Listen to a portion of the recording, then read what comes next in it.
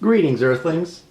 Today we're going to be going into a new section on algebra applications. We're going to be doing several videos on this. So the first one, I wanted to go over why trick 1 works and how to do trick 1 in reverse. So if you recall earlier in the series, video number 6 specifically, we introduced a mental math trick. So the mental math trick was if you want to multiply two numbers such as 17 times 23, instead of doing that, what you can do is find the number in the middle, which would be 20. You square that number in the middle, and then subtract off how far they are away from 20, which is 3. So 20 squared minus 3 squared. Now, if this seems a little too fast for you, go back and review video number 6. So that's the trick. And so the question is, as a lot of you might be asking, why does this work?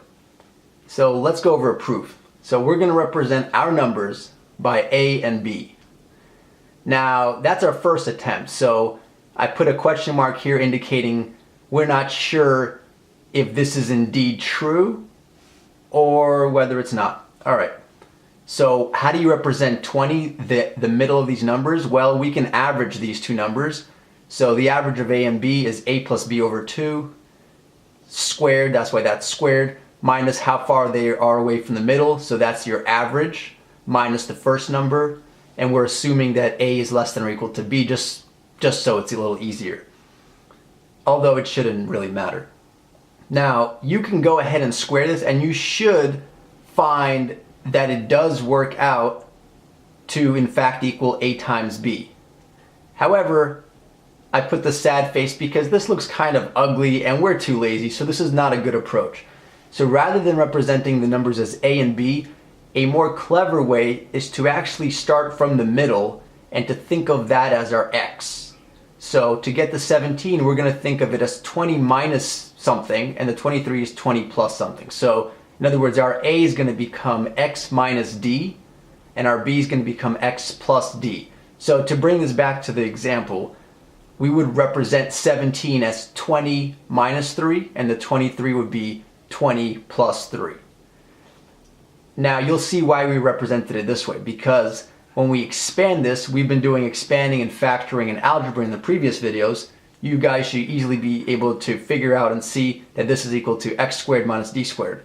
Well, that's exactly the trick that we have from the original trick. So there you go, that's all we did. We proved it in one simple line. The tricky part is not so much in doing this expansion.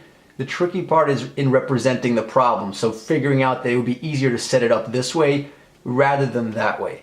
If you rush and set it up too fast, then you have more work on the back end. Whereas if you take your time and spend a little more time in the first step, then it's super easy.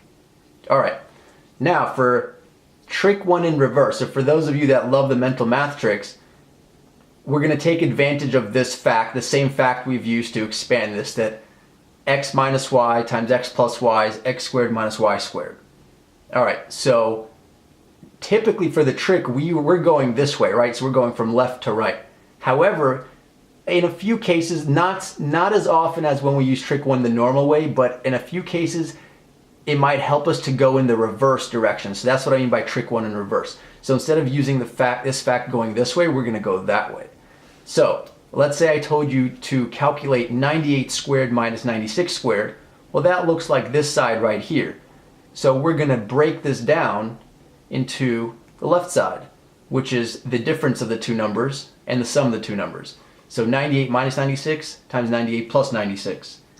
So if you simplify, it works out to be 2 times 194, and you can do all of this, by the way, in your head. I've just written it out so you guys can follow it, but you should be able to do this almost in your head. Or in your head. So, in your head, rather, you don't have one head. Okay, so 388. Now, example 2. So, here's just another little example.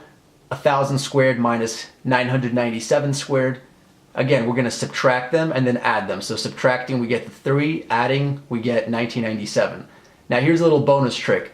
If you want to multiply 3 times 1997, that's a little annoying. So, let's just think of this, like if we squint our eyes, that's almost a 2,000. So let's just do 3 times 2,000, but it's not a 2,000, it's actually 3 away.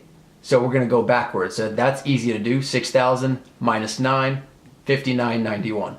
So again, if you're multiplying this like in a table or you're struggling, this is far easier. Okay, cool. So there you have it. You have the proof of trick 1 and trick 1 in reverse, and I'll see you guys in the next video where we go over trick 2.